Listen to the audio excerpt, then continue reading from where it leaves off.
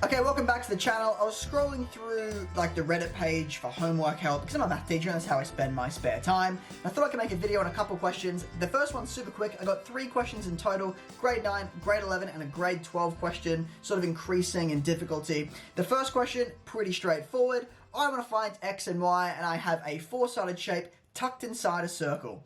Well, if I scroll down here a little bit, one of the properties we have is if I have a circle and I have a 4-sided shape, that's a terrible circle. Let me just fix that real quick. Okay, if I have a circle, there we go, that's pretty good. If I have a circle and I have some kind of 4-sided shape inside it, something like that, well, that technically counts. Then one of my rules are opposite angles add to 180. So this angle and this angle here, if I add those two together, that looks like a times sign. Let me fix that. If I add those two angles together, I get 180 degrees. So that means I have 5x plus 110, because that angle there is 110. That's going to equal 180 degrees. I can now subtract 110 off each side, and I get 5x is equal to 70. Dividing both sides by 5 and scrolling down, and x is equal to 14 degrees.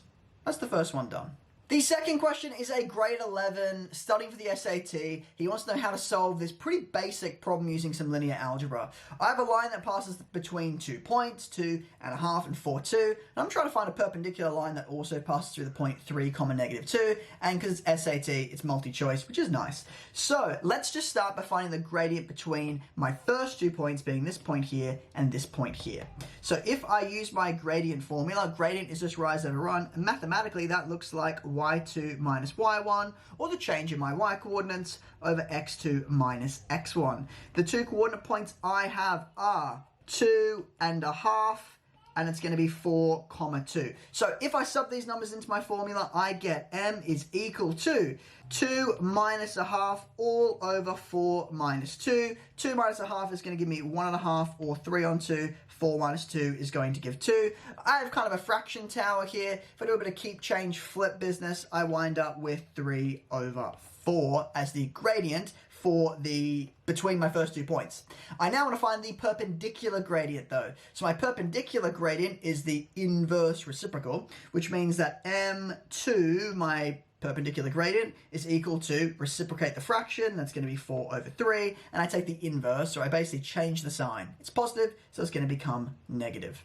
Once I've got my gradient, I can put that back into y equals m, we know m now, x plus c, and I can now substitute in the third point given in the question. That is this point here, the 3, -2.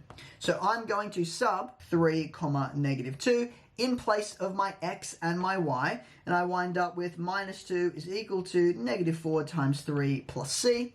Whoops, that should be -4 over 3. Now I can solve my right-hand side, and I get -2 is equal to -4 plus c. Adding 4 to both sides gives c is equal to 2.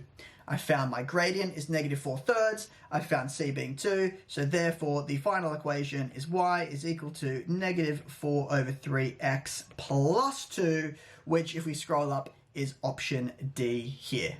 Okay, let's have a look at question 3. It's grade 12 advanced functions, specifically trig, and this stuff really gets people. I have cosine 2x equals 1/2. They got 4 solutions, or the teacher got 4 solutions, they got 2, they don't know why there's 4 answers. This question is really easy to answer in terms of why there's 4, but I'll also show a full solution to the question as well. So let's just talk about why there are 4 answers in a question like this and not 2.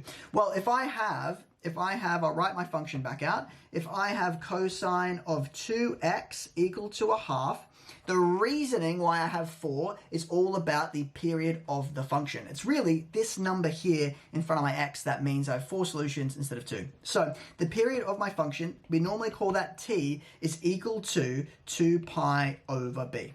Now b, sometimes this is a capital B, the b is this letter here, this number in front of my x term. In this case, b is 2. So my period is equal to 2 pi divided by 2. That simply is going to equal pi. That means I have one full wave of my function every pi instead of every 2 pi like our normal cosine x functions are. I should also write the domain, or the interval, is between 0 to x to 2 pi. So if I was to sketch this, if I was to sketch from 0 to 2 pi, I would wind up with this graph here. If my period is now pi, I have one full wave in pi. If I go all the way to 2 pi, I have a second wave here. If I draw in the line y equals a half, we can look at all the points of intersection to clearly see why I get 4 solutions. So if this is y equals a half here, you can see it cuts once, twice, 3 times, 4 times. That's why I have 4 different answers. Now let's have a look at how to actually find those solutions. So to find those answers, let's just delete this because I don't really need it.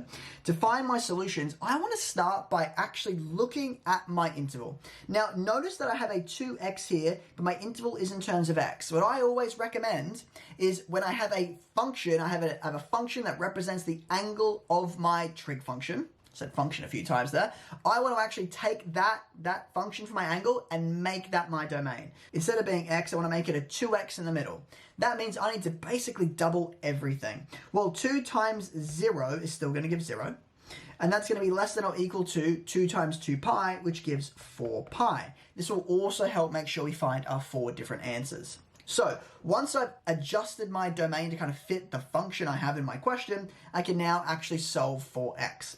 I know that cosine of pi over 3, for example, is equal to a positive half. So that means if an angle of pi on 3 gives a half, then my angle of 2x must be equal to pi over 3. But that's just quadrant 1. I know I'm going to get 4 different answers. So to find my 4 answers, to find my other solutions, I want to look quickly at a cast diagram. My cast diagram is all my functions positive, sine's positive, tan's positive, and cosine is positive. So cos is specifically positive in quadrants 1 and 4. That means if I have an angle here at pi on 3, that's going to be my first solution. But I'm also going to need to have a line down here in quadrant 4 as well. So this angle here is going to be pi on 3. This angle here is going to be pi on 3. So my first answer in quadrant 1 is pi on 3. My second answer all the way around in quadrant 4, remember I calculate my angles from going from the positive side all the way around to here, is going to be 5 pi on 3. Now that gives me 2 answers, but I know I need 4 solutions. Well, you can see my angles now between 0 and 4 pi. 2 pi is 1 full rotation around the circle. 4 pi is going to be 2 rotations around the circle. So I'm going to go around 2 pi plus another pi on 3 will give me solution number 3. That's going to give me, if I move this whole thing, that way I can fit all of my answers in. If I add another pi on 3 to 2 pi, I get 7 pi over 3.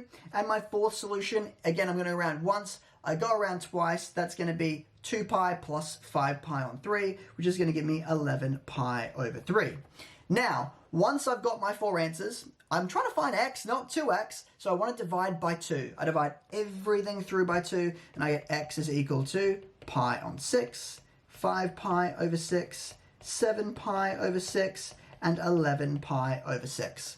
And that is the final answer and my 4 different solutions for x. You can see all of those answers fit within 0 and 2 pi. So this is normally how I would teach something like this. I would change my domain to fit my angle, then I would just find all the solutions by simply just drawing a cast diagram and going around the circle to fit in my new domain. I hope you guys liked the video. That's 3 questions. Let me know in the comments down below if you want harder questions, easier questions, what grade levels in particular you want to see questions from, or topics, and I'll see you guys in the next video.